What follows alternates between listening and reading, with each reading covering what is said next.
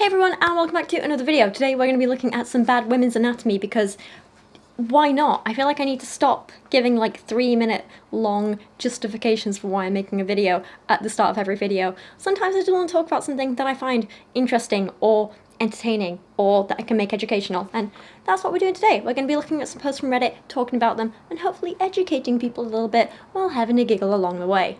Our first post features some unsolicited advice from men or a man in the DMs. Do with this what you will. Tampon is bad for you, but you are not smart enough to grasp. Those particles can stay in your uterus, give infections. I'm speechless. You know the tampon doesn't go in the uterus, right? Okay. He then sends a screenshot about toxic shock syndrome. So, I don't know what effing planet you live on. You said particles go into the uterus. I don't know what planet you're on. I think you need a basic anatomy class, my man. So, she's right, he does. I can't believe I have to say this, but yes, there is a difference between the vagina and the uterus. I find this quite funny, it's so ridiculous. Tampons do come with a risk of causing toxic shock syndrome if you use them for too long. There is a theory that states that sometimes the abrasion caused by inserting or removing a tampon can cause micro tears in the wall of the uterus. Potentially, not all the time, it's just a risk that's there. This on its own isn't really problematic unless you wear the tampon for too long, which causes a bacteria, which let me double check the name of because I know this. Oh, it is! It's just Staphylococcus aureus. Very, very common bacteria.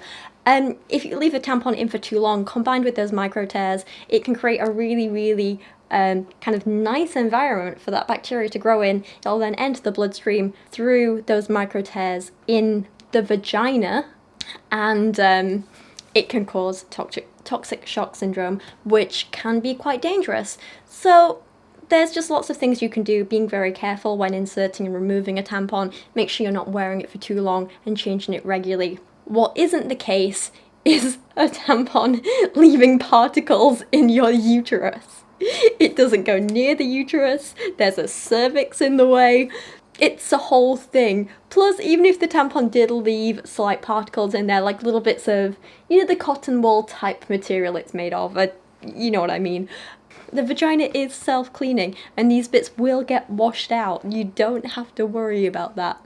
Which kind of leads us on nicely to our next post, in which men don't understand that the vagina cleans itself. I think the difference between a high body count between men and women, and this is just my personal perspective, it means jack. Oh, he's right about one thing, is that men can wash their penis. Women cannot do something similar. That sounds man immature, trust me, I know. Not just immature, but naive. It's just the thought of rubbing against someone else's wiener or splashing in their semen puddles is off-putting. I really try to be delicate here. I believe in sexual freedom. That's just what goes through my head. So for the first thing, I hate with a passion the term body count. We're not talking about how many people you've killed here, it's just sex. And let's be honest, the idea of kind of, and I've spoken about this in other videos, but the idea of virginity and even what kind of counts as sex is very much a social construct. How do you really count the number of partners you've been with? For some people, they might only count penis in vagina sex. For some people, they count oral sex or like hand stuff, or where does anal fall into this? Does that have other things? There are many, like, sex is a huge spectrum, and the idea of like placing worth on someone based on like how many sexual partners they've had is so bizarre to me because it's such a personal thing and everyone wants different things and everyone has different like reasons for having sex or not having sex, and it should be okay. And of course it's okay to say that like you want your partner to have a similar attitude about sex to you, but then shaming people who are perhaps a little more sexually free or a little more sexually reserved, either way, is not okay. Just because it's not what you want, not okay.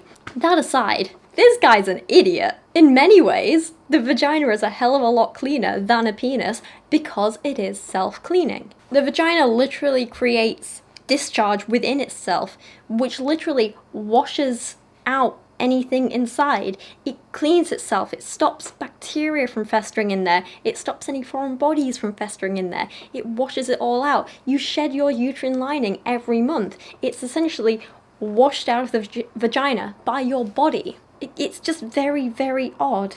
I should also reiterate at this point, please don't go and wash inside of your vagina with soap, because that will mess it up. You're going to mess up your pH balance, you're likely to get infections, it's going to cause a lot of problems. Don't do that.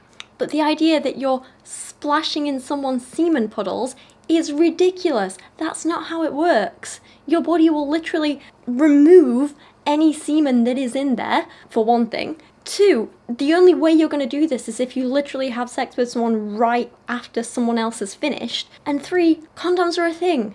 Use them. I really appreciate the comments on this post, one of which read, "Why are those men always thinking about other men's penises and semen? Seems pretty obsessed to me." To which someone else replied, "Apparently having sex with women who have had sex with men before is now extremely gay. Who'd have thunk it?" I appreciate these people. Next up, one of the more disgusting and incredibly misogynistic posts on here. This isn't just down to like naivety or, ignorance. This is just like pure misogyny here, This person says, "Disclaimer, I'm a male living in New York City in his early 30s. In the below answer, I'm referring to American women, specifically in New York City, as that is where I live, and that is what I see in terms of women I am friends with and women that I have dated. However, these principles pretty much apply to all women in general, regardless of nationality or location, due to biological imperative. Ah yes, we should always listen to uneducated men when it comes to women's bodies. It's the only logical thing to do. They know us better than we know ourselves, clearly." He writes, "A woman hits the wall around 28 or 29, so by his logic I'm screwed. Before I go further, I need to explain what I mean by the wall. Others will take it to mean that the wall is a physical decline, in which case you could argue all women hit that wall around 24 or 25. God, I'm really screwed. Which is when their bodies start to sag, gain fat, and their metabolism can no longer keep up with their poor lifestyle choices. Lack of exercise, overconsumption of alcohol and drugs, sedentary lifestyle, etc. Yes, because all women make poor lifestyle choices." He then goes on to provide a timeline of a woman's life, which is typical of an American woman. Now, I'm not an American woman, I'm English, but I like to think there's not that many differences, so this is just me right here, apparently. Ages 18 to 21, college, absolute physical prime paired with emotional immaturity. Well, I will admit I was very emotionally immature back then, but I was not at my physical prime at all. Like, I was young, but nah, I feel a lot more confident in my appearance now than I ever did back then. I had a lot of baby fat, I looked very young. Well, apparently that's what these guys like. They want children, essentially, but not the point. Not our fault if they're creeps. Ages 21 to 24, early career, retaining most of their physical attributes while maturing emotionally, but still pretty young, naive, and immature. It's like they can't pay a compliment without also just putting women down. There's always a fault with us, isn't there? It's just pure negging. Ages 25 to 29, mid-career. Oh god, I've just realised what they call in Korea. Oh, this isn't anything to do with like work and economics. This is like sexual career. No.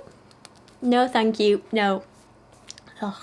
Physical attributes begin to decline, but life experience accumulates while emotional maturity should begin to crystallize. God's sake. I can honestly say my physical attributes I don't think are starting to decline. Like I say, I've only got better looking as I've got older, in my opinion. I feel a lot more confident now than I ever was. Now I actually have the money to kind of take care of myself a little bit more and, do things like buy a nice shampoo instead of the 99p one, or like now pay like £30 a month to get my nails done, things like that. I feel good about myself. I still like my body's still in the same shape it was when I was 18, but generally things like my hair and my appearance and my ability to do makeup have got better. In fact, a lot of women, I think, tend to look better the older they get because they understand their bodies more and their faces, and they know how to kind of like enhance their good features or how to dress well or whatever. You learn skills, and also you get more confident as well, and I think that's one of the biggest things towards like looking good. It's just like having the confidence to like own your natural self and like be cool with. I think seeing a confident person, like especially a woman, is like one of the most beautiful things ever. So at ages 30 to 35, the danger zone, rapidly declining physical attributes. Oh, for God's sake. No, they're not. I know plenty of stunning women, even over 35, like rapidly declining physical attributes paired with less flexibility in terms of adapting to a partner. So what they're actually saying here is you're not less flexible in terms of adapting to a partner. What it means is they're less easy to manipulate because they actually have some self-esteem and self-confidence.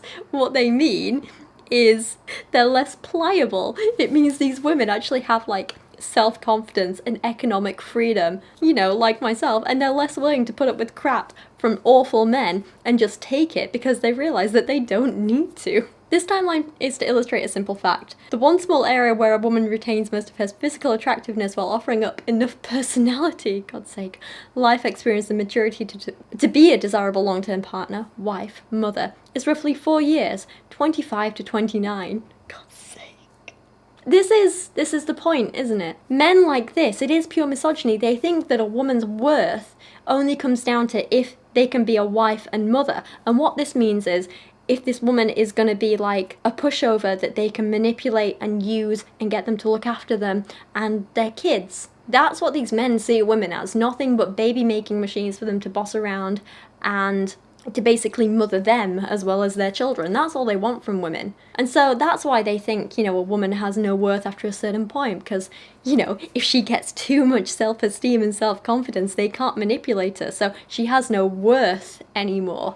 Or if a woman decides she doesn't want to have kids, then they can't reproduce and feel super manly about it, so I have no worth in that respect. And it's disgusting, and it's ridiculous, and you shouldn't listen to these men. I was actually, I was reading, where was it? Oh, I can't remember what the article was, but I was reading an article, and this person said something like, we need to keep talking about issues like this and calling out posts like this, not because you're going to change the mind of misogynists, because it's the women who need to hear it. Like, you need to be reminded that these guys, no matter how loud they shout, they aren't right. This isn't what a woman's worth is. This isn't, you know, anything you have to listen to and put up with and whatever. And sorry, my chair squeaks every time I move.